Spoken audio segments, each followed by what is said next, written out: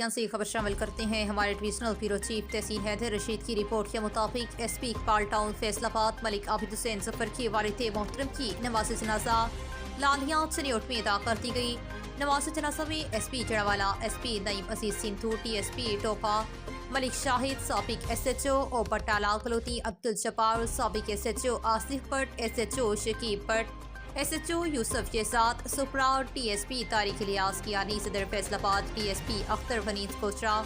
محمد امین بھٹی، سابقہ education officer Satiana, press club کے سرپرست اعلیٰ میاں مختار احمد، چیئرمین رشید احمد طاہر، نائب صدر ظفر کھوکر، جنرل سیکرٹری خالد محمود بٹ سمیت مختلف اضلاع سے سینکڑوں پولیس ملازمین، اعلیٰ افسران، وکلاء، صحافیوں، سیاسی اور مذہبی شخصیات سمیت سینکڑوں افراد نے شرکت کی۔